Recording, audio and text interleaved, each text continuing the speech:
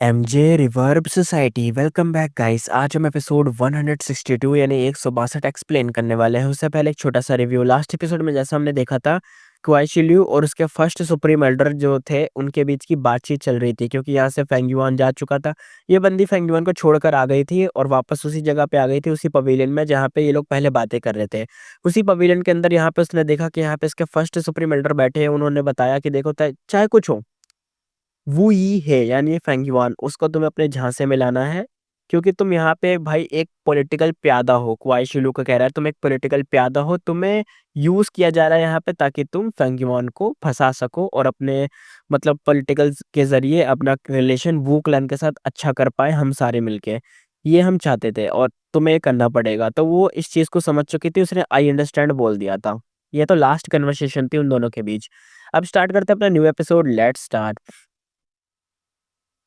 Moon festival निकल गया था, लेकिन फेंगयुआन अभी भी बाहर ही घूम रहा था। उसने खुद ही क्वाइशिलू के पास जाके बात बढ़ाई। क्वाइशिलू पहले तो उसे नाराज थी, पर अपने क्लैन के ऑर्डर की वजह से मना नहीं कर पाई। थोड़ा टाइम गया और रूमर्स फैल गए। वो क्लैन का वुई है और क्याओ क्लैन की फेरी क्वाइशिलू दोनों बहुत ही क्लोज हो गए और अक्सर साथ में मतलब जगह जगह दिख रहे थे, विजिट कर रहे थे। दोनों ही मशहूर थे। एक वू योंग का भाई दूसरी साउथर्न बॉर्डर की 3 फेरीज में से एक थी। नेचुरली सबके मतलब बीच में बातें तो बनने ही लग गई थी। क्वाइशिल्यू के एडमायर और इरिटेट हुए लोग भी अब समझने लग गए थे कि फेंगयुआन क्या है। वो ये एक बड़ा राइवल उनके लिए बन चुका था और क्लैन रिलेशन के चक्कर में उनके पास बड़ा एडवांटेज था। फेंगयुआन को ये सब पसंद नहीं था, उसका प्लान लो प्रोफाइल रहने का था, पर क्वाइशिल्यू के चक्कर में उसकी पूरी फेम पूरा साउथर्न बॉर्डर में फैल चुकी थी। अब वो लोग उसके बारे में डिड्यूस करने लगे थे। पहले कम हो गया था डिड्यूशन, लेकिन भाई अब ये डिडक्शन इतना ज़्यादा बढ़ गया कि क्या बताएं, बहुत ज़्यादा। सिर्फ डार्क लिमिट इमॉर्टल गो से हैंडल करना मुश्किल हो गया। फेंगयुआन को अपनी सवेनियर ब्लेस लैंड में हाइड करना पड़ा खुद को, और क्योंकि वहाँ वो बिल्कुल अलग वर्ल्ड में था। क्योंकि देखो ब्लेस लैंड हमेशा अलग ही वर्ल्ड होता है, तो वहाँ पे डिडक्शन काम नहीं करता जल्दी, इसलिए तो कोई अब फिर से डिड्यूस नहीं कर पा रहा। लेकिन बार बार उसे अपने ही ब्लेस लैंड में रुकना पड़ा, छुपना पड़ा, तो ये चीज़ उसको इरिटेट कर रही थी।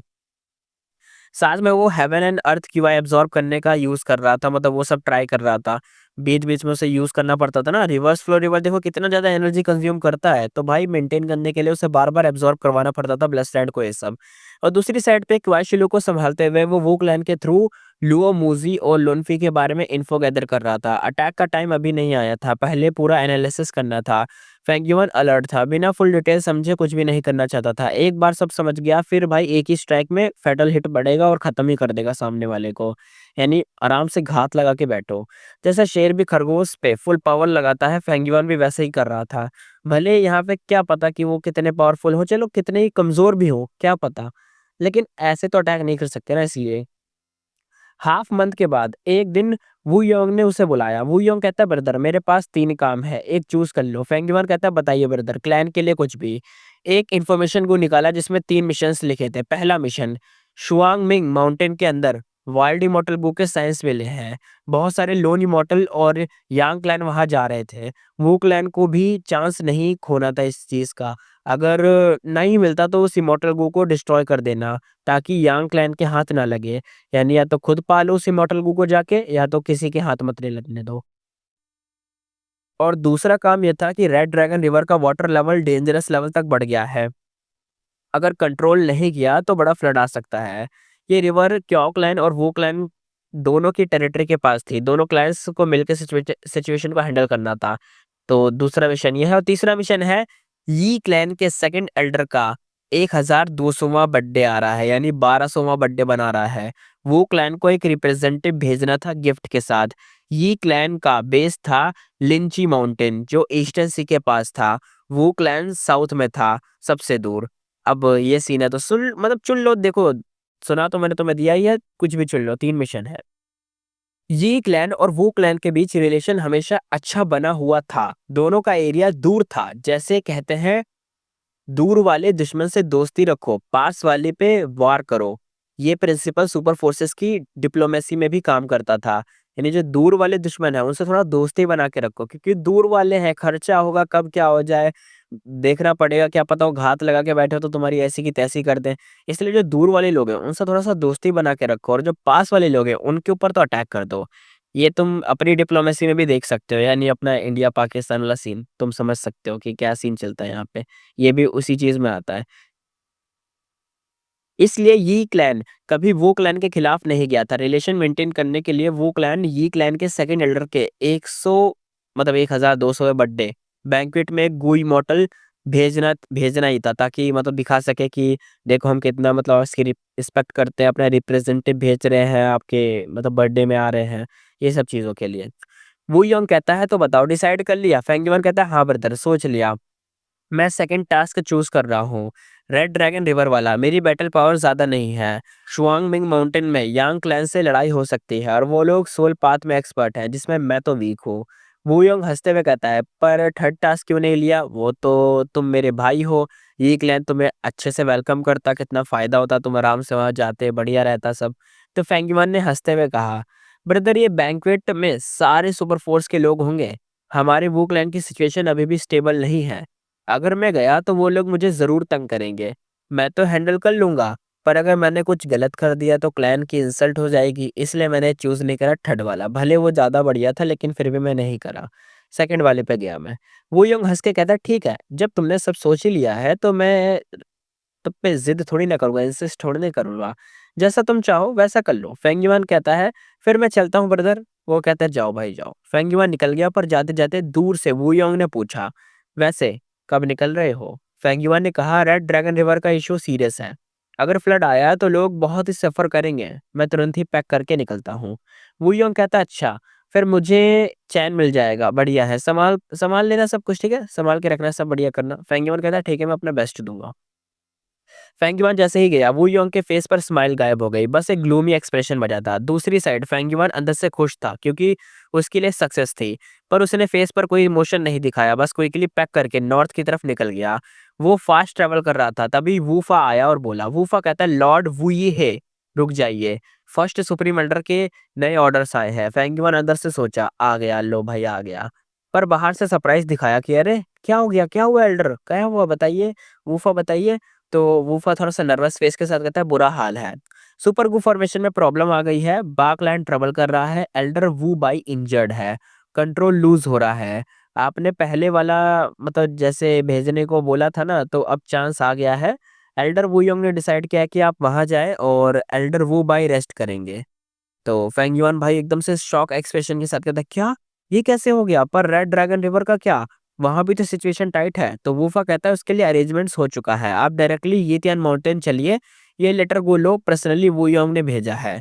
फेंग युआन ने लेटर स्कैन किया। अंदर वू योंग का मैसेज था, सिचुएशन अर्जेंट थी, तुरंत ही पहुंच रहा था। फेंग युआन कहता है लगता है अब चॉइस नहीं बची। वूफा कहता है प्लीज जल्दी चलिए, लॉर्ड वू ही है, चलिए प्लीज। फेंग युआन भी हाँ में हाँ हिलाता है और चल जाता है। वो एक बार तो नॉर्थ वेस्ट क्यूआई क्लैन के एरिया की तरफ देखता है, फिर नॉर्थ ईस्ट की तरफ उड़ जाता है। देख रहे हो फेंगयुआन ने भी यहाँ पे गेम खेला था। उसने ऐसा करा था देखो, अब जो फेंगयुआन उस लड़की के साथ घूमता था जो क्यूआई क्लैन की टॉप 3 ब्यूटीज़ में से एक थी, ब्यूटी आती थी, तो ये चीज़ ना वूयों को पसंद शायद नहीं थी। अब फेंगयुआन ने ये जानबूझ के इसलिए किया क्योंकि शायद उसे पता था कि अगर कोई भी ऐसा इश्यू आएगा उसके साथ वाला, तो ये पक्का मुझे उधर भेजने का तो देखो वो पूछेगा और मैं बोल भी दूँगा कि मेरे को उधर ही जाना है जहाँ पे वो टॉप 3 ब्यूटी में से एक ब्यूटी है क्यूआई क्लैन की। लेकिन ये मेरे को भेजेगा नहीं उधर। बाद में कुछ ना कुछ बहाना देगा, तो उस बहाने को कवर करने के लिए मैं इसके ऊपर एक और चॉइस रख देता हूँ अपनी वाली, क्योंकि इसको मैं बता चुका हूँ मेरे को यितियान माउंटेन वाली जगह पे जाना है जहाँ पे ड्रीम रेलम है, लेकिन ये मुझे वहाँ भेज नहीं रहा। तो अब मैं ये वाला एक्सक्यूज़ लूँगा और चला जाऊँगा और ये पक्का मुझे वहीं भेजेगा क्योंकि मैं मना भी नहीं करूँगा और इससे तो ऐसा लगेगा कि ये वहाँ जाना चाहता था क्यूआर क्लैन और मैंने इसको वहाँ भेज दिया, ऐसे मानना पड़ा। लेकिन असल में तो मेरा ही प्लान था, यानी एक तरीके से ऊपर-ऊपर से भाई ने ही वू योंग को मैनिपुलेट कर दिया था। ठीक है? अब आगे देखते हैं। वूफा उसे गायब होते देखता रहा, फिर थोड़ा-सा हँसा। नॉर्थ वेस्ट में था डा पेंग माउंटेन और क्वा क्लैन का बेस भी था। बाद में वूफा ने रिपोर्ट दिया। वूफा कहता है फर्स्ट सुप्रीम एल्डर काम हो गया है। लॉर्ड वुई है सुपर गु फॉर्मेशन की तरफ निकल चुके हैं। वू यंग स्टडी लिख रहा था। ब्रश रोककर बोला, पेपर लिख रहा था जिसमें लिखा था can be used but unreliable, यानी फेंगजुआन के लिए शब्द थे। वो स्टडी मीन्स होता है कि वो ब्रश नहीं होता, देखा नहीं है कल्टीवेशन नॉवल वाले जितने भी लोग होते हैं, बड़े-बड़े सीनियर्स जो भी होते हैं, वो एक पर्चा लेते हैं, उसके ऊपर इंक लेके ब्रश से लिखते रहते हैं, कुछ ना कुछ लिखते रहते हैं। एक बुक बना देते हैं, कभी कुछ बना देते हैं। अपने शब्द रिकॉर्ड करते हैं, तो उसी में ये वाला शब्द लिखा था, can be used but unreliable, यानी तुम्हें यूज़ तो किया जा सकता है लेकिन कुछ भरोसा नहीं है कि तुम रिलायबल हो कि नहीं, इसलिए। और ये फेंग युआन के ऊपर ही सूट कर रहा था। फिर वो धीरे से कहता है, जब मैं छोटा था, माँ ने मुझसे पूछा था क्यूआर क्लैन के बारे में क्या सोचता हूँ। मैंने भी यही 5 वर्ड्स बोले थे। मुझे आज भी माँ की मुस्कुराहट याद है, पर अफ़सोस मेरा भाई अभी तक नहीं समझा।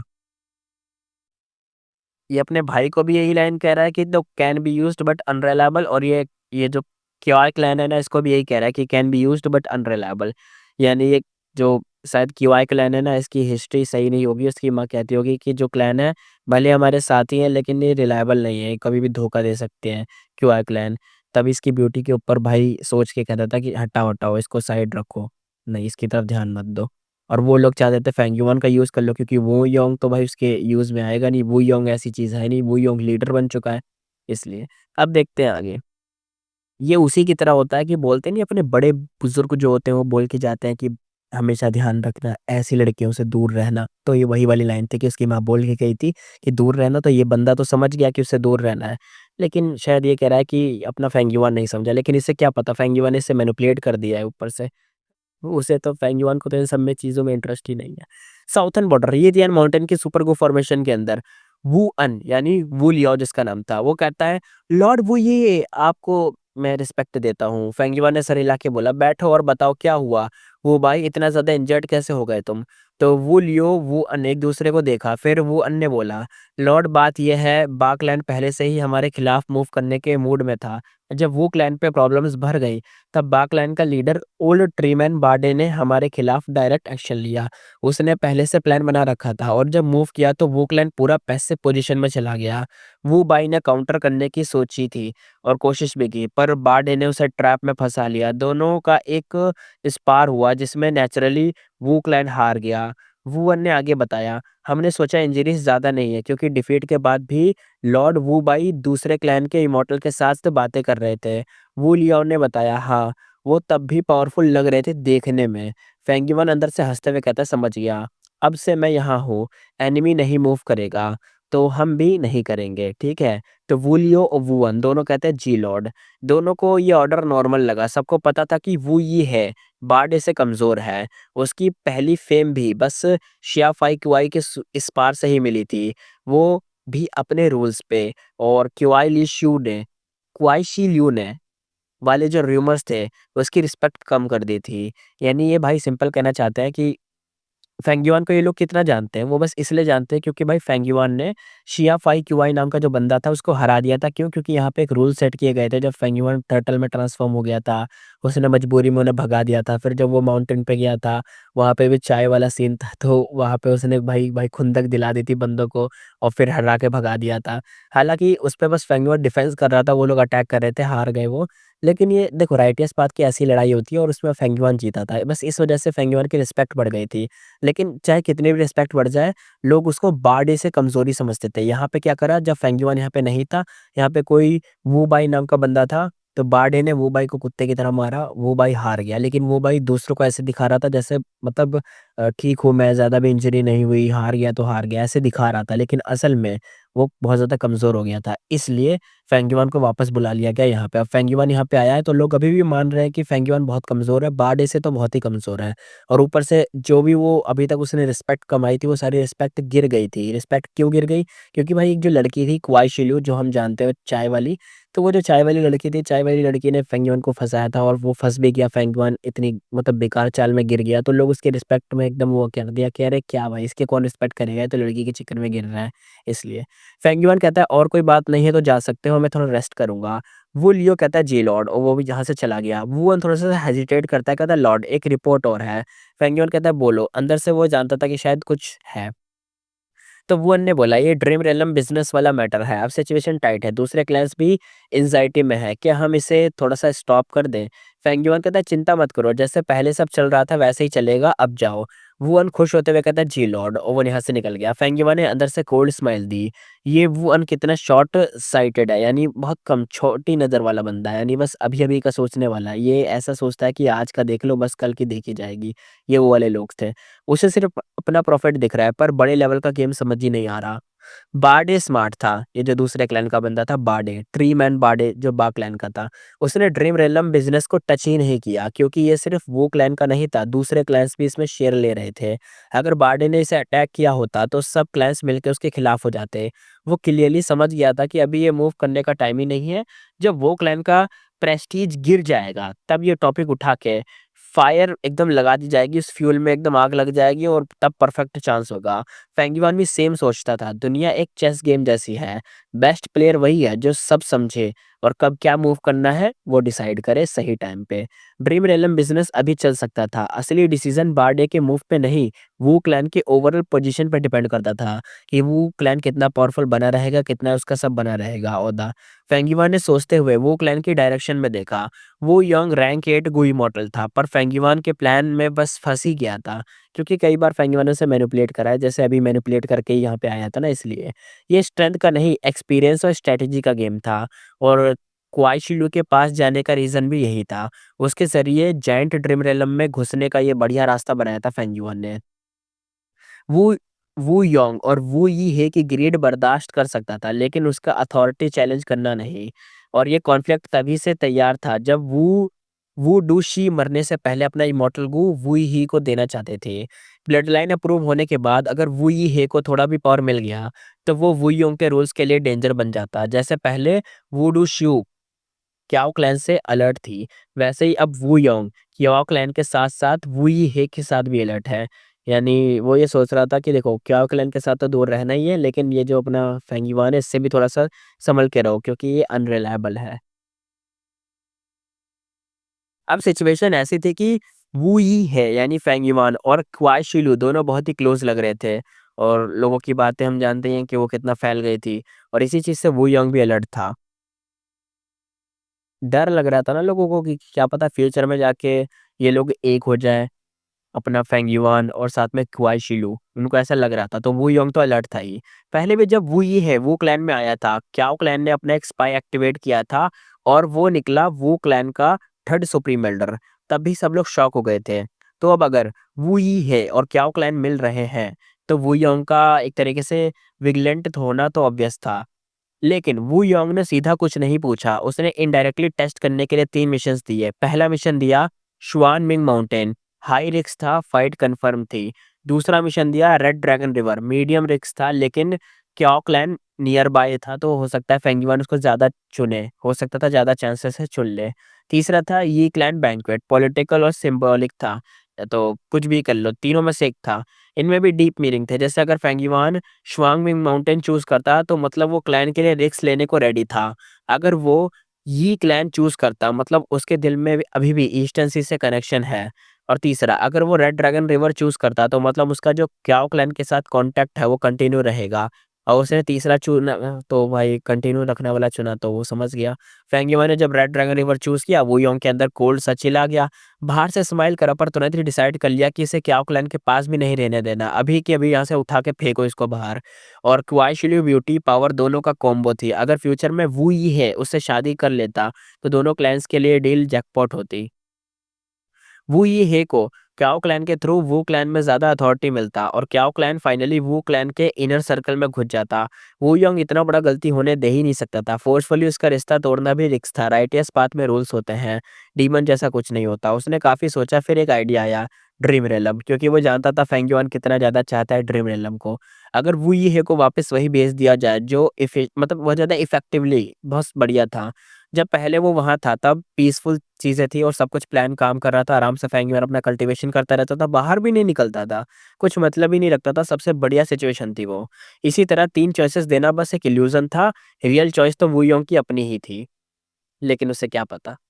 फेंगयुआन ने अंदर से सोचा, राइटियस पाथ में फ्रीडम सिर्फ तब तक नहीं मिलती जब तक तुम टॉप पे नहीं होते, बट टॉप पे पहुँच अगर तुम पहुँच गए, तब पूरा ऑर्गनाइज़ेशन ही तुम्हारा चेन बन जाता है, तो तुम्हें हिसाब से चलना पड़ता है। ये सोचकर उसने अपना माइंड क्लियर किया और सामने के ड्रीम रेलम को देखा। उसके सामने वही पुरानी फ़ैमिलियर वर्ल्ड थी, जहाँ अभी भी उसके 2 इमॉर्टल गू बचे थे। ड्रीम रेलम हमेशा एक्सपेंड हो रहा था। फेंगयुआन हँसते हुए कहता, "हाँ, ये वाला ड्रीम रियलम इंटरेस्टिंग है। रियल मेमोरीज़ और एक्सपीरियंस से बेस्ड है, इमेजिनेशन पे नहीं है।" उसने इंस्पेक्ट करके एक ब्राइट ब्लू ड्रीम रियलम में एंट्री की। सीन यहाँ पे चेंज हुआ। फेंग युआन अब एक बच्चा बन चुका था और एक मिडल एज्ड गू इमॉर्टल उसके सामने पीट करके एकदम खड़ा था। कह रहा था, बेटा पता है हमारा तू क्लैन इस माउंटेन रेंज पे क्यों रूल करता है? फेंग युआन अब बच्चा था तो कहता है, नहीं फादर बताइए।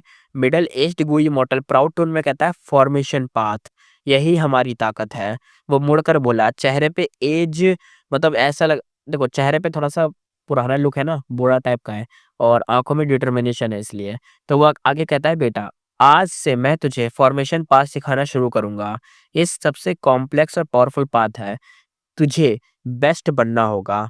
अपने सब जितने भी भाई दोस्त जो भी है सबसे आगे निकलना होगा, क्योंकि तू तू शी चेंग का बेटा है। यानी इसका जो बाप है उसका नाम है तू शी चेंग, उसका बेटा है, और फ्यूचर में पूरे क्लैन का लीडर भी बनेगा।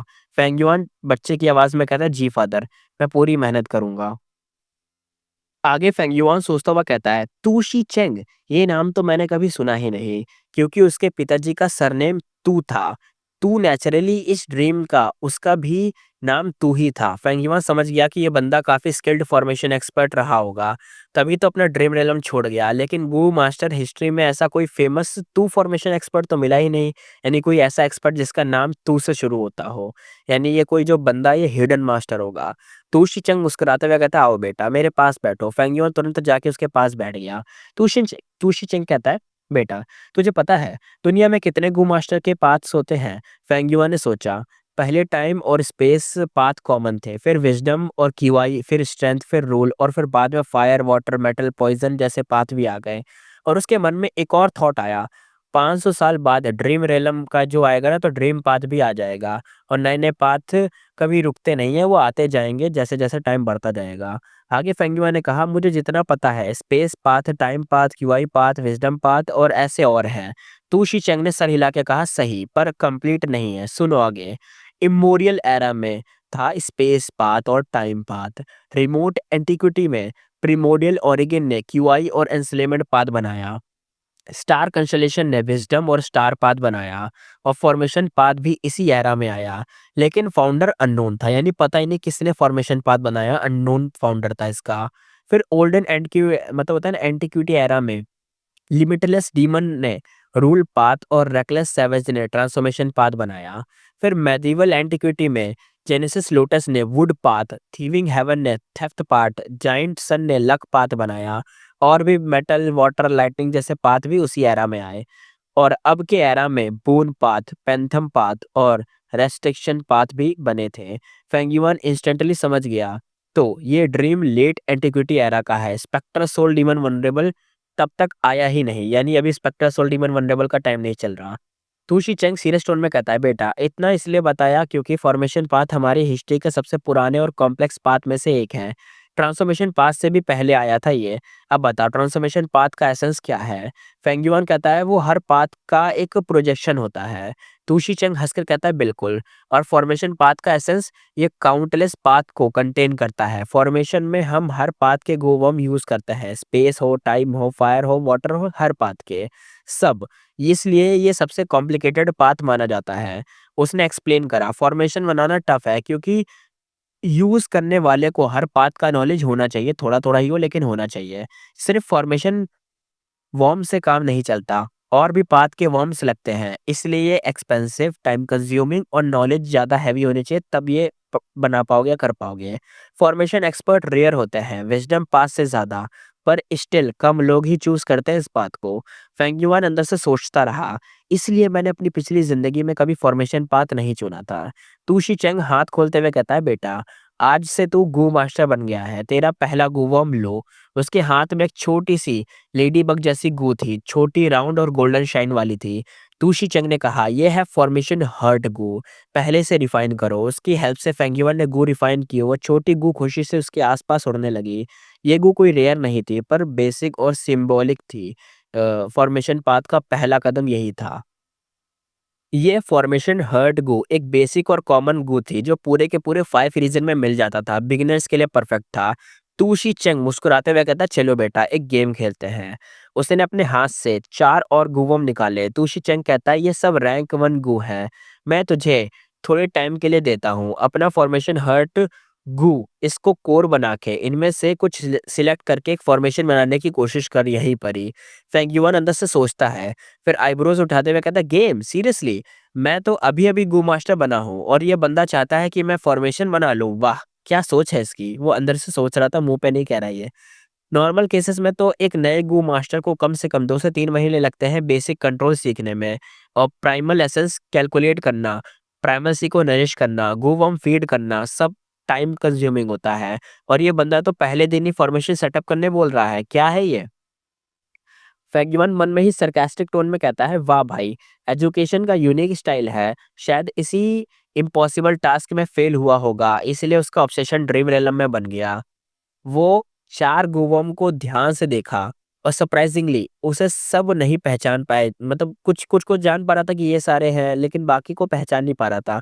उसकी नॉलेज से वो सिर्फ 3 वॉर्म को जानता था, उसके लिए एक अभी भी अननोन था। पर ये अनयूजुअल नहीं था क्योंकि ये ड्रीम लेट एंटिक्विटी एरा का था। तब स्पेक्टर सोल डीमन वनरेबल आया भी नहीं था। उस टाइम के गोवॉर्म मॉडर्न एरा से अलग थे। कई रेयर थे, सीक्रेट वॉर्म भी थे जिन पे नॉलेज लिमिटेड थी। जो वर्म थे वो ये पाथ के थे, जैसे अर्थ पाथ का था एक, वाटर पाथ का था, वाइंड पाथ और फायर पाथ। जो अननोन था वो अर्थ पाथ गू भी हो सकता था। फैंगयुआन सोचता हुआ कहता है, फॉर्मेशन बनाने के लिए पहले इन वर्म को समझना पड़ेगा। फॉर्मेशन हर्ड गू तो सिंपल है, पर ये अर्थ पाथ वाली का क्या फंक्शन है भाई? ये जो चौथा अननोन गू है अर्थ पाथ वाला क्या फंक्शन है? उसने सोचना स्टार्ट करा, टेस्ट करना स्टार्ट करा, पर तभी तूशी चंग सडनली सीरियस टोन में कहता है, अपने दिल से महसूस कर बेटा, अपनी हर्ट की आवाज़ सुन, अपने फीलिंग्स पे भरोसा कर और उनके बेस पर फॉर्मेशन बना। याद रख, सिर्फ एक ही चांस है। फेंग्यूमर अपने आप को डम्बफाउंडेड करते हुए कहता है, व्हाट द मतलब वही WFT है क्या? ये इंस्ट्रक्शन तो और ज़्यादा कंफ्यूजिंग है। इस पे मैं क्या करूँ? फेंगयुआन यहाँ पे अब अपने मन के अंदर ही सोचता है, यार ये तू शी चेंग तो बिल्कुल अनरिलायबल निकला। अपनी फीलिंग्स पे भरोसा कर, ये कौन सा ट्रेनिंग मेथड होता है? फीलिंग्स कहाँ से आ गई इसमें? फॉर्मेशन बनाना कोई गेसिंग गेम थोड़ी ना होता है। गलती हुई तो गूवर्म नुकसान पहुंचा सकते हैं या फिर गू मास्टर खुद ही बैकलैश में मर भी सकता है। अगर बस फीलिंग्स फीलिंग्स से फॉर्मेशन बन जाता तो फॉर्मेशन एक्सपर्ट इतने रेयर थोड़ी ना होते। फॉर्मेशन बनाना एक प्रिसाइज और लॉजिकल प्रोसेस था, जैसे इमॉर्टल गू रेसिपी डिड्यूस करना, हर स्टेप कैलकुलेट करना पड़ता है। लेकिन क्योंकि ये ड्रीम रेलम था, फेंगयुआन ने अपने इमोशन कंट्रोल किए और कामली सोचने लगा। फेंगयुआन कहता है, क्या मुझे सब 4 वर्म्स यूज करने पड़ेंगे साथ में? तुशी चेंग कहता है, नहीं, पर कम से कम 2 तो सिलेक्ट करने होंगे यूज करने पर। फेंगयुआन सोचता हुआ कहता है, अर्थ पाथ वाली मुझे समझ ही नहीं आ रही, उसे छोड़ ही देता हूँ। उसके पास 3 ऑप्शन थे, फायर, वाटर और वाइंड। तभी तूशी चंग ने इम्पेशेंट टोन में कहा, ज्यादा मत सोच, अपनी फीलिंग्स पे भरोसा कर, तेरे पास 3 सांसों का टाइम है। फेंगयुआन अंदर से कहता है, 3 सांसें और एक ही चांस है। ये बंदा तो जानबूझ के मुश्किल बना रहा है। उसके दिमाग में थॉट फ्लैश हुआ, क्या मैं अनरावल ड्रीम यूज कर लूं? पहली बार जब उसने जायंट ड्रीम रेलम एक्सप्लोर किया था तब उसके पास लिमिटेड ड्रीम पाथ गो थे, इसलिए उसे केयरफुली यूज करना पड़ता था। लेकिन अब सिचुएशन डिफरेंट थी। उसने काफी नाइटमेयर डेमोनिक क्लॉट्स पकड़े थे और अपनी ड्रीम पाथ गो कलेक्शन बढ़ा ली थी। अब उसके पास बहुत ही ज़्यादा अनरावल ड्रीम बहुत सारे अवेलेबल थे, इसलिए कॉन्फिडेंस भी हाई था। फिर उसने डिसाइड किया कि फॉरगेट इट, छोड़ो यार, ये तो पहला ही लेयर है, फेल भी हो गया तो कोई फर्क नहीं पड़ता। अनरावल ड्रीम वेस्ट करना ही बेकार है, उसे क्या ही वेस्ट करें। उसने शांत होके गो वर्म को एक्टिवेट करना स्टार्ट करा। सबसे पहले फॉर्मेशन हर्ट गो, वो येलो लेडीबग जैसा चमकने लगा और उसके सामने उड़ने लगा और हल्का येलो लाइट छोड़ने लगा। फेंगयुआन ने कहा, fire path, water path, wind path, earth path छोड़ के उसने पहले वाटर पाथ को एक्टिवेट करा क्योंकि वो वाटर पाथ में ग्रैंड मास्टर था। उसके फायर और वाइंड पाथ लेवल्स ऑर्डिनरी थे। वाटर पाथ गू स्मूथली एक्टिवेट हुआ, येलो लाइट में घुल गया और फॉर्मेशन हर्ट गू के अंदर घूमता रहा। फिर उसने वाइंड पाथ एक्टिवेट करा, वो भी स्टेबल था लेकिन आउटर ऑर्बिट में घूम रहा था, जबकि वाटर पाथ वाला अंदर सर्कल में घूम रहा था। थोड़ी देर बाद सब 3 वॉर्म्स एक ही सेंटर में आ गए उसके आसपास और स्मूथली चल रहे थे, बिना आपस में लड़े। फेंगयुआन थोड़ा सा खुश हुआ, कहता है, नाइस, अभी तक तो कोई क्लैश नहीं हुआ, ये एक अच्छा साइन है। उसने सोचा फॉर्मेशन बनाना बिल्डिंग ब्लॉक्स जैसा है, हर गुवम एक अलग शेप और एक अलग ब्लॉक है, उसने परफेक्ट ऑर्डर में लगाना पड़ेगा ताकि वो मिलकर एक फंक्शनल स्ट्रक्चर बनाए। अभी तक वो शेप बना नहीं था जो शेप उसे चाहिए थी, पर बेस तो स्टेबल था ना, यानी रूट तो तैयार हो गई थी ना, बिल्डिंग की जड़ तो तैयार हो गई, बिल्डिंग बन जाएगी। प्रोग्रेस सभी गुड थी। लेकिन तूशी चेंग के चेहरे पर हल्की सी डिसअपॉइंटमेंट झलकी। फेंग युआन ने नोटिस नहीं किया। फेंग युआन सोचता हुआ कहता है, अब पोजीशन एडजस्ट करनी है, फॉर्मेशन हर्ट सेंटर में ही रहे। क्या वाटर और वाइंड वॉर्म को पोजीशन स्वैप कर सकता हूँ, मतलब आपस में पोजीशन को बदलवा दूँ? ये दोनों एक ही ऑर्बिट में घूम रहे थे, वाइंड और वाटर वाले, तो वो सोच रहा था आस-पास ही घूम रहे हैं तो चेंज करवा दूँ। ये सोच के उसके दिमाग में कई डिज़ाइन्स आए, कई ऑप्शंस आने लगे, लेकिन वो श्योर नहीं था कि किस पैटर्न के लिए क्या होगा, क्योंकि फॉर्मेशन पाथ में वो बिगिनर ही था। तू शिजंग थोड़ा-सा इरिटेट होकर कहता है, "बस कर यार, बस कर, दिल पे भरोसा कर और एक्ट भी कर, इतना क्या सोच रहा है बार-बार तू?" फेंगीवर अपने दाँतों को दबा के कहता है, "ठीक है।" उसने खुद भी नहीं पता कि क्या करना है, उसने बस तुरंत ही अपने जैसे ही कुछ भी मन में आया उसने वो चल दिया। अपने मन की चाल चल दी तुरंत ही। अब फेंगयुआन अभी भी सोच रहा था। कह रहा था कि मेरा जो प्राइमल एसेंस है खत्म होने वाला है। ड्रीम रेलम में वो बस एक नया गू मास्टर था। चाहे उसका एप्टीट्यूड ए ग्रेड था, पर एक साथ 3 गू बॉम्ब को एक्टिवेट करना उसके एसेंस पे हेवी लोड डाल रहा था।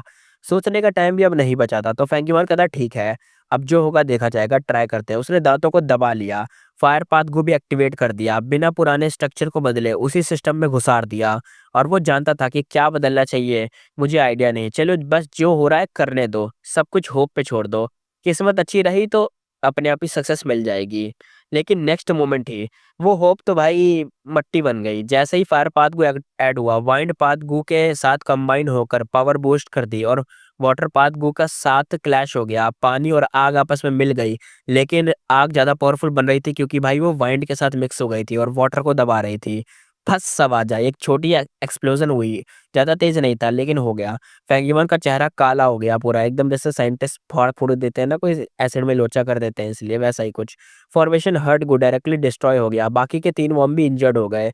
वाटर और फायर गू के मरने के एज पे थे और वाइंड तो खत्म ही हो गया, वो तो हाफ डेड था।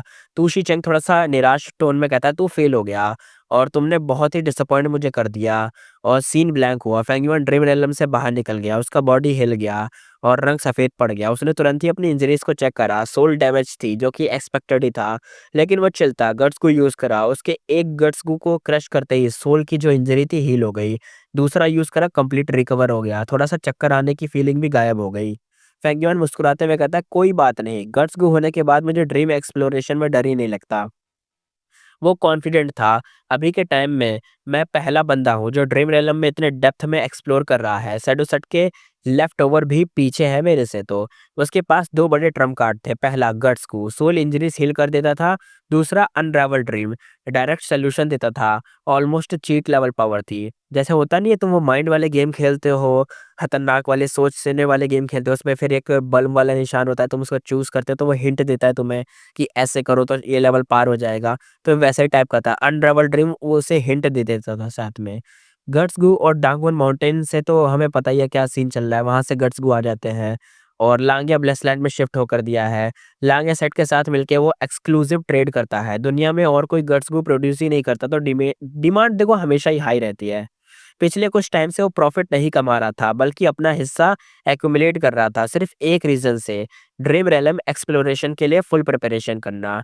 इसलिए उसके पास अब गट्स गू का बड़ा स्टॉक था, पर पैसे थोड़े टाइट चल रहे थे और उसने अपने रिसोर्स प्रोजेक्ट एक्सपेंड करने पड़ रहे थे।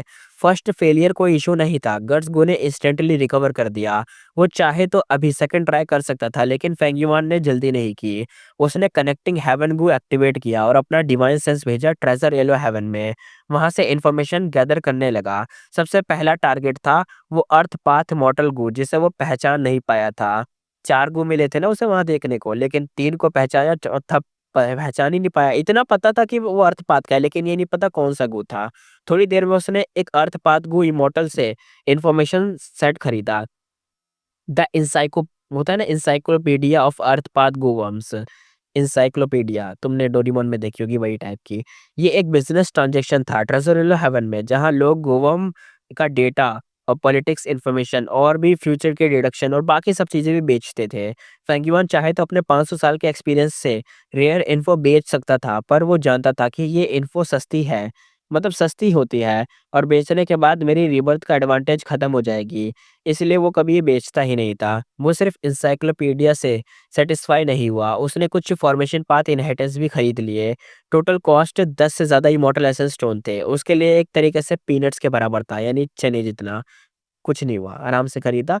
कहता है फाइनली अब उसे थोड़ा बहुत इन्फॉर्मेशन मिली और जब पता चला वो अर्थपात गोवर्म लेट एंटीक्विटी एरा के अर्ली स्टेज का था जो बाद में एक्सटिंक्ट हो गया, मतलब एक्सटिंक्ट हो गया, खत्म हो गया, लुप्त हो गया जिसे कहते हैं। क्योंकि उसके रिफाइनिंग मटेरियल वाइप आउट हो गए थे, तो पैदा ही नहीं होता, रिफाइन ही नहीं हो पाता इसलिए। उसके रिकॉर्ड में एक छोटी डिस्क्रिप्शन थी और एक अलग सोर्स से उसका रिफाइनमेंट रेसिपी भी निकाल लिया गया था। अब वो तो लुप्त हो गया है तो क्या करेंगे, है ना?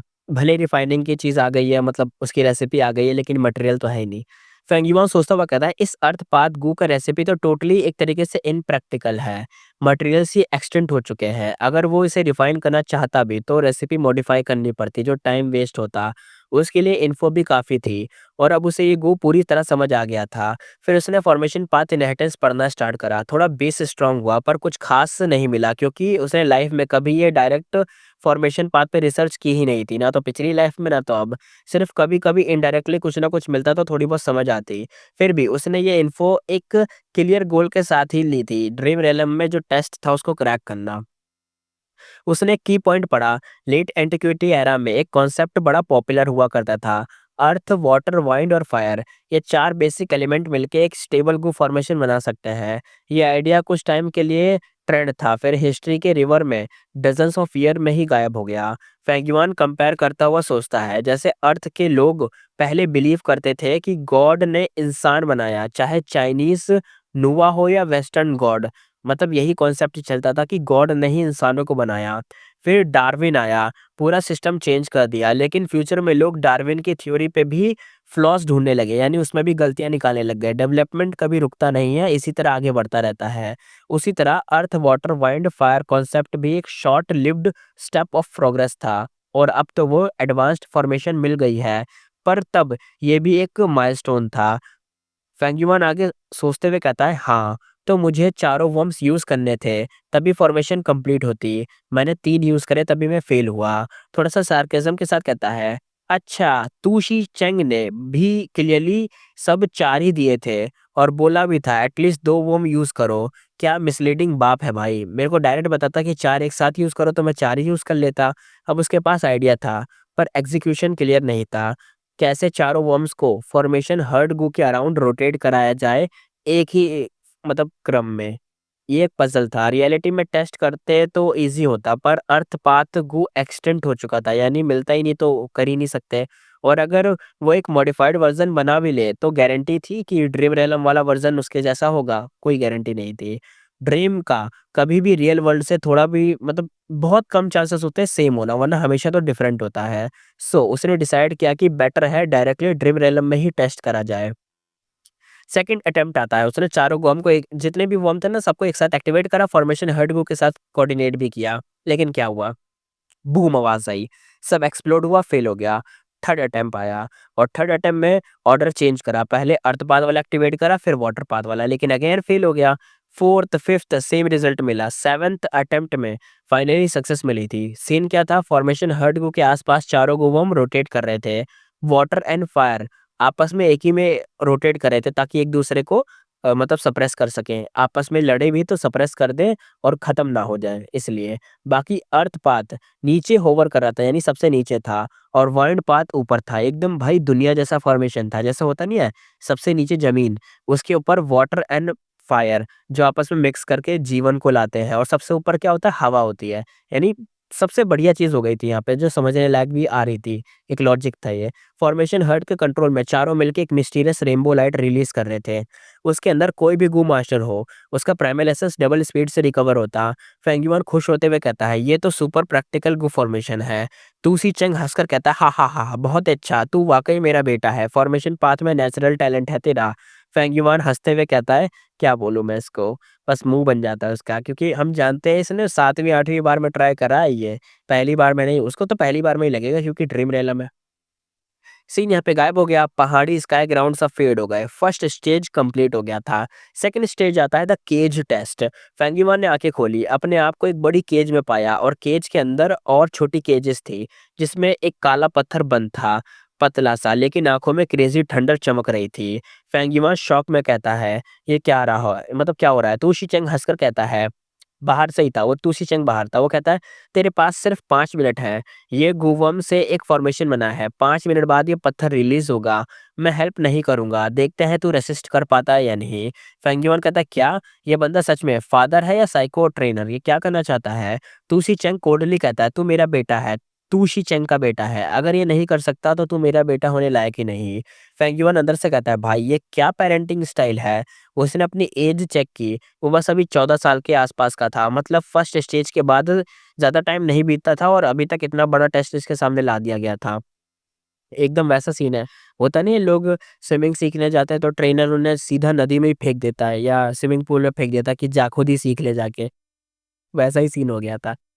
फेंग युआन अंदर से थोड़ा-सा सोचते हुए कहता है, "तू शिचंग राइटियस पाथ गो इमॉर्टल लगता है, पर ये सब क्या हो रहा है? ये सब करना क्या चाहता है? शायद ये अपने बेटे को प्रेशर में डालकर पोटेंशियल निकालना चाहता है, यानी जो इसका पोटेंशियल है ना, कितना आगे तक जाएगा या क्या कर सकता है, दिखाना चाहता है, देखना चाहता है कि कुछ कर भी पाएगा या नहीं।" अब आगे देखते हैं। फेंग युआन अंदर से कहता है, "चाहे तू शी-चेंग का बेटा कोई भी हो, बंदा सच में बहुत अनलकी है।" यानी ये जो बंदा है ना, फेंग युआन जिसके भेष में है ड्रीम रेलम के अंदर, वो उसको कह रहा है कि तू बड़ा अनलकी है, जो तेरा बाप तू शी-चेंग है। ये इतना निर्दयी बंदा है ना, निर्दयी बाप है। लेकिन शायद यही तरीका होता होगा खतरनाक तरीके से सिखाने का, क्योंकि देखो स्विमिंग में भी तो ऐसे ही सिखाई जाती है ना। मतलब वो खतरनाक ट्रेनर लोग तो ऐसे ही सिखाते हैं, डायरेक्ट पूल में ही फेंक देते हैं, जा खुद ही सीख ले। टाइम कम था, फेंगिमान ने अपने इमोशंस कंट्रोल किए और गुवम को इंस्पेक्ट करने लगा। केज में एक काला पत्थर था, नॉर्मल बीस्ट, पर फेंगिमान का करंट जो 14 साल वाला रूप था, उसकी भाई वो कुछ नहीं है, वो बीस्ट उसको मार ही डालेगा, कुछ नहीं कर पाएगा फेंगिमान, ऐसा था। सिर्फ गू फॉर्मेशन से ही बचा जा सकता था, अगर वो कर लेता तो बच जाता। वो जो काला पत्थर है ना, ऐसा मान लो काला पत्थर की जगह एक फ्रीज़ है। वो जो अंदर कोई चीज़ है ना, एक शेर टाइप का बीस्ट होगा, वो फ्रीज़ हो रखा है और उसका कलर बस काला है, तो ऐसा मान लो, ठीक है? क्योंकि देखो धीरे-धीरे वो पत्थर टूटेगा या फटेगा या पिघलेगा तो उसके अंदर से बीज निकलेगा और भाई अपने फेंगयुआन का काम तमाम कर देगा। लेकिन अगर भाई ने फ़ॉर्मेशन बना ली तो अपने आप को बचा लेगा, डिफेंस कर पाएगा। अब यहाँ पे उसके पास टोटल 5 रैंक 1 के गुवम थे। पहला फॉर्मेशन हर्ट गु और 4 बेसिक गुवम थे जैसे अर्थ, वाइंड, वाटर और फायर। सेम एलिमेंट्स जैसे पहले स्टेज में थे वैसे ही वाले थे, बस थोड़ा-सा डिफरेंट वॉर्म थे। फेंगयुआ सोचता हुआ कहता है, कैसे इनको कंबाइन करूँ? एक्सपीरियंस होने की वजह से वो फास्ट ट्राई करने लगा। फर्स्ट अटेम्प्ट हुआ, इंस्टेंट फेल, डायरेक्ट करते ही फेल हुआ। फेंगयुआन के मुँह से थूक निकला, बैकलैश लगा। लकीली वॉर्म तो बच गए लेकिन ड्रीम रेलम से बाहर निकाल फेंका उसको। फेंगयुआन आगे कहता है, 5 मिनट तक मल्टीप्लाई करता रहूँ, ट्राइज़ कराना बहुत ज़्यादा पॉसिबल तो लग रहा है, लेकिन मैं जितना भी कर लूँ बार-बार दिक्कत आ रही है। फिर भी उसे समझ आ गया कि रियलिस्टिकली कोई तो चांस नहीं बचा इसमें, यानी दोबारा बाद में आके ट्राई करेंगे। इंजरी और प्राइमलेसेस दोनों डाउन थे। दूसरे अटेम्प्ट में हैंड वही काँपने लग गए। वॉर्म्स अभी भी अनस्टेबल थे और फिर से वो फेल हो गया। इस बार एक वॉर्म मर गया, बैड लक था। वो था फॉर्मेशन हर्ट गो। फेंगयुआन घबरा के कहता है, "फादर, मेरा फॉर्मेशन हर्ट गो डिस्ट्रॉय हो गया, एक और दे दो प्लीज़।" तूशी चंग कोल्ड टर्नर कहता है, "बैटल में कोई भी सब्स्टिट्यूट देता है क्या? तू डिसअपॉइंटमेंट करता है मुझे, बार-बार डिसअपॉइंट करता है, नो सेकंड चांस, टाइम खत्म।" स्मॉल केज खोला और वो पत्थर सीधा फेंगयुआन के गले पे चढ़ गया, यानी वो बीस्ट। उसके तेज दाँतों ने गला को चीर डाला, साँस रुक गई, जले हुए फ्लैश का दर्द पूरी बॉडी में फैल गया, खून फाउंटेन की तरह निकला और पैंथर भाई क्या बोले, वो पैंथर ही था, फाड़-फूड़ डाला। टूशी चंग थोड़ा-सा कहता है, "तू मेरे बेटे होने लायक नहीं" और वो मुड़कर यहाँ से चला गया, यानी मरने दिया। फेंगयुआ ड्रीम रेलम में एक्सपेल हो गया, फिर से वही हालत, बाहर फेंक दिया गया। टूशी चंग राइटियस पाथ का था लेकिन भाई जो इसकी हरकतें थी डेमोनिक वाली थी। उसने गट्स को यूज़ करके अपनी सोल को हील करा क्योंकि भाई बाहर आ गया था। ड्रीम रेलम में वापस जाने का स्टार्ट करा लेकिन जैसे ही वो गया, फिर वही सीन हुआ, सेकंड भी फेल हुआ, थर्ड भी फेल हुआ, फोर्थ भी फेल हुआ। हर बार वो पत्थर के दाँतों से मर जाता था।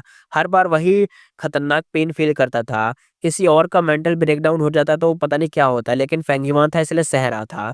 उसका फ़ोकस सिर्फ़ एक ही था, फ़ॉर्मेशन का स्ट्रक्चर कैसे परफ़ेक्ट करूँ। फिर 10वीं बार, 12वीं बार ऐसे फ़ेल होता गया। सेकंड स्टेज पहले से काफ़ी ज़्यादा ब्रूटल था, सोल इंजरी भी काफ़ी डीपर थी। पहले स्टेज में 2 गट्स गू हील होते थे, मतलब 2 लग जाते थे हील होने में। लेकिन अब जब भी वो हार के आ रहा है ना, तो इस बार 3 या 4 गट्स गू लग रहे थे, हर अटेम्प्ट में।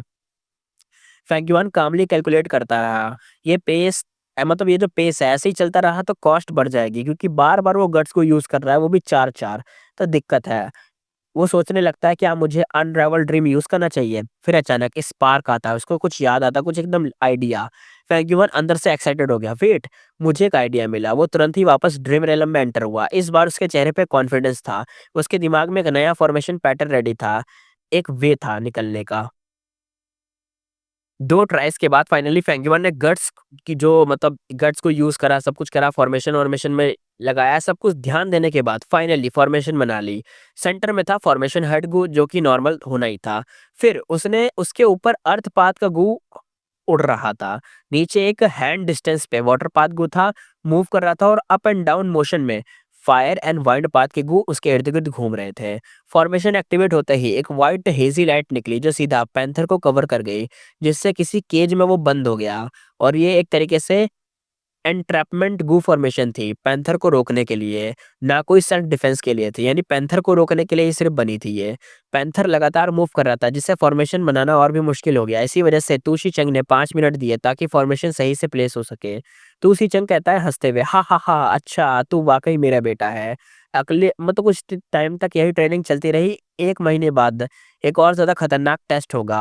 अगर तू फेल हुआ तो मर जाएगा, ये उसने धमकी भी दे दी। फेंगीवा ने केज के अंदर खड़े होकर पैंथर को जो स्ट्रगल कर रहा था उसे देखा। फिर ये जो उसका बाप था तूशी चेंग, उसकी तरफ देखा और हल्का सा देखा। फिर उसको समझ गया कि अब ये सीन भी जा रहा है, और वो सीन भी वहां से गायब हो गया। Second stage complete. Third stage start होता है। तूशी चेंग उसे ले गया एक नदी के किनारे, जहाँ पानी तेज बह रहा था, लाल खून जैसा रेड था। फेंगयुआन ने पहचाना साउथर्न बॉर्डर का रेड ड्रैगन रिवर। उसके अंदर इंस्टेंटली एक बड़ा बैड फीलिंग आया। तुशी चेंग कहता है, मैंने गुवम दे दिया है, अब सब कुछ तुझे खुद करना है। अगर तू फॉर्मेशन नहीं बना पाया तो मतलब एक तरीके से अंजाम के लिए तो तैयार रही हो, क्योंकि कुछ बुरा ही होगा तेरे साथ। फेंगयुआन कुछ बोलता उससे पहले ही तुशी चेंग ने उसके बैक पे एक जोर से थप्पड़ मारा और फेंगयुआन सीधा रिवर में गिर गया। फेंगयुआन अंदर से कहता है, भाई व्हाट द वही एफ वाला। वो करंट एक तरीके से बहे जा रहा था करंट में। करंट मीन्स वही होता है ना, वो जो लहरें होती है, वो जो स्टीम होती है, उसमें बहते चले जाना, वही होता है करंट। स्ट्रगल करते हुए मुश्किल से हेड बाहर निकाल कर जैसे तैसे सांस ले रहा था। फिर जल्दी से गूवम चेक करे, वो शॉक हो गया। इस बार 4 नहीं बल्कि 12 गूवम थे। फेंगयुआन कहता है, डैम इट, इतने कम में और इतने कम टाइम में इतने सारे 12 को अरेंज करना इम्पॉसिबल लग रहा है। पर बिना सोच समझ के उसने अनरावल ड्रीम एक्टिवेट करा। एक इंस्टेंट आंसर आया। पहले 3 स्टेप क्लियर हुए। फेंगयुआन कहता बस 3 ही क्लियर हुए, फाइन। उसने फिर से एक्टिवेट करा। चौथा, पांचवा, छठा स्टेप भी मिल गया और एग्जैक्ट और प्रिसाइज था। अभी वो तीसरी बार अनरावल ड्रीम यूज करने वाला था, तभी रिवर में एक भवंडर सा बना और फेंगयुआन उसमें घूम कर ट्री से टकरा गया और बैम, सर पे जोर से इम्पैक्ट लगा और वो बेहोश हो गया। नेक्स्ट मोमेंट रियलिटी में था। फेंगयुआन आंखें खोलता है। सोल इंजरी इतनी हैवी थी कि स्टार्स दिख रहे थे। तुरंत ही 6 गट्स को एक बार यूज करे तब जाके रिकवर हुआ। फेंगयुआन शांत टोन में कहता है, थर्ड स्टेज और भी टफ है, इन्वायरमेंट एक खुद में नाइटमेयर है। फिर भी हल्की से स्माइल के साथ वो कहता है, पर मेरी फॉर्मेशन पाथ अटेंडमेंट अब क्वासी मास्टर लेवल तक बढ़ गई है। अब पता चलता है क्या हुआ। अटेंडमेंट लेवल्स मतलब गू मास्टर की अंडरस्टैंडिंग और फील टुवर्ड्स द गू पाथ विद मेल लेवल्स। देखो, लकीली क्या होता है ना, देखो, जब भी कोई ड्रीम रेलम में जाता है, अगर जितना अच्छा हो, उसका लक भी बढ़िया हो, सब कुछ सही चल रहा हो, तो भाई लकीली वो कितना बढ़ा लेगा। ज़्यादा से ज़्यादा अगर वो ऑर्डिनरी होगा तो मास्टर बन जाएगा, मास्टर से क्वासी ग्रैंड मास्टर बन जाएगा, या मुश्किल से ग्रैंड मास्टर बनेगा, जैसे फेंगयुआन बन चुका था। लेकिन इसके जो लेवल्स होते हैं ना, अटेनमेंट लेवल ज़्यादा हुआ, एक गो मास्टर की अंडरस्टैंडिंग उसके फ़ील फ़ील पर डिपेंड करता है। जैसे अगर बंदा ऑर्डिनरी है तो मास्टर बन जाएगा, मास्टर है तो ग्रैंड ग्रैंड मास्टर बन जाएगा, फिर ग्रेट ग्रैंड मास्टर बन जाएगा, फिर सुप्रीम ग्रैंड मास्टर बनेगा, और इनके बीच एक स्मॉल स्टेप आ जाता है, जिसे कहते हैं क्वासी मास्टर। जैसे कि अगर मैं ऑर्डिनरी लेवल पे हूँ तो मैं क्वासी मास्टर बनूंगा पहले, फिर मास्टर पे पहुंचूंगा, फिर मैं क्वासी ग्रैंड मास्टर बनूंगा, फिर मैं ग्रैंड मास्टर पे पहुंचूंगा, फिर मैं क्वासी ग्रेट ग्रैंड मास्टर बनूंगा, फिर मैं पहुंचूंगा क्वासी सुप्रीम ग्रैंड मास्टर पर, फिर बन जाऊंगा मैं सुप्रीम ग्रैंड मास्टर। यानी बस एक स्टेप पीछे, हाफ कहते हैं इसको, है ना। ज्यादा लोग ऑर्डिनरी तक ही पहुंचते हैं, क्वासी मास्टर रेयर होता है। मास्टर लेवल तो 8 का एक लेवल होता है, 10,000 में से एक बंदा। जैसे इंपीरियल कोर्ट के कॉन्टेस्ट में सिर्फ 5 मास्टर थे, जियांग बोआ या यांग पुयिंग, माजुन, चांगशानिन यानी फेंगयुआन और न्यू अर्थो। ये लोग थे जो कि मास्टर लेवल पे थे, क्वासी मास्टर लेवल पे थे, ऑर्डिनरी से क्वासी मास्टर लेवल पर। लेकिन ऐसे ही होता है, जो फॉर्मेशन में होते हैं ना, फॉर्मेशन में तो और भी रेयर होते हैं। ये इतने सारे नाम आए हैं ना, इससे भी कम लोग होंगे फॉर्मेशन में। तो फॉर्मेशन पाथ यार बहुत पुराना था, बताया ना, अब तक उसके जो गोवा में एक्सटेंट होने लग गए हैं, तो क्या ही बोला जाए। बहुत पुराना पाथ था और अगर फेंग युआन इस पाथ में भी ऊपर पहुँच जाए एटलीस्ट करीबन अभी देखो क्वासी मास्टर पे है, एटलीस्ट वो ग्रैंड मास्टर बन जाए या मास्टर ही बन जाए तो बहुत बड़ी बात हो जाएगी। और फेंग युआन धीरे-धीरे अभी तो क्वासी मास्टर पे है, धीरे-धीरे वो मास्टर पे भी पहुँचने वाला है, फिर उसके आगे ग्रैंड मास्टर पे भी जाने का हो सकता है, वो तो टाइम के साथ पता चलेगा। अब स्टोरी पे आते हैं। फेंग युआन का माइंड अभी भी ड्रीम रेलम के सीन में ही उलझा हुआ था, पर अब जो उसका फॉर्मेशन पाथ का अटेनमेंट लेवल था, वो क्वासी मास्टर तक पहुंच गया था, जो नॉर्मल गू मास्टर के लिए लाइफ टाइम का गोल होता है। और फेंग युआन ने ये सिर्फ 2 स्टेज एक्सप्लोर करके ही पा लिया था। यही थी ड्रीम रेलम की पावर। एक बार अगर उसका ट्रू मीनिंग मिल गया तो डायरेक्टली अटेनमेंट लेवल बढ़ जाता और ग्रेट दाव की समझ बढ़ जाती और गहरी होती जाती। फेंग युआन सोचते हुए कहता है, बस 2 स्टेज ने मुझे इतना बूस्ट दिया, इस ड्रीम रेलम में कुछ खास बात है। नो वंडर इतना डिफिकल्ट क्यों है? पर फिर भी तू शिचेंग कौन है ये बंदा? उसका टीचिंग स्टाइल इतना वियर्ड था कि फेंग युआन स्पीचलेस हो गया था। फिर भी जैसे वो ट्रेन कर रहा था, वो डायरेक्टली कोई बिग कैरेक्टर था। मतलब जिससे वो ट्रेन हो रहा था एक तरीके से। फेंग युआन इस बंदे से ट्रेन हो रहा है ना, तू शिचेंग फेंग युआन को ट्रेन कर रहा है, तो ये कोई बिग कैरेक्टर होगा। फेंग युआन को फील हुआ कि वो अब मास्टर लेवल से बस एक कदम दूर था। फेंग युआन एक्साइटेड टोन में कहता है, बस थर्ड स्टेज कंप्लीट कर लो तो मेरी फॉर्मेशन पाथ की अटेनमेंट लेवल मास्टर तक बढ़ जाएगी। उसके लिप्स पे हल्की सी स्माइल आ गई क्योंकि ये बड़ा ही शॉर्टकट था और वो भी बस थोड़ा सा ही रोक अपने आप को भी रोक नहीं पा रहा, बस एक कदम और फिर वो मास्टर पे। सीन यहाँ पे शिफ्ट होता है प्रिपरेशन फेज। ड्रीम रेलम में वापस जाने से पहले फेंगयुआ ने थर्ड स्टेज में देखे हुए 12 मॉर्टल गूवर्म को याद करा कि कौन से थे। सिर्फ 60% ही पहचान पाया, इसलिए उसने रिसर्च स्टार्ट करी ओल्ड रिकॉर्ड्स और एशियन इनहेरिटेंस खोल के।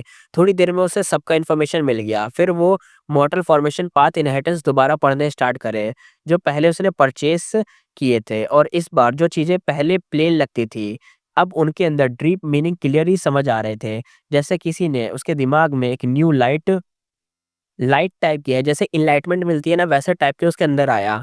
अभी भी कुछ चीज़ें उसके समझ के बाहर थी, लेकिन बहुत सारी चीज़ें उसे सब समझ आ रही थी धीरे-धीरे क्योंकि अभी जो उसका लेवल है क्वासी मास्टर था। जैसे-जैसे लेवल बढ़ता वैसे-वैसे और चीज़ों को समझ पाता।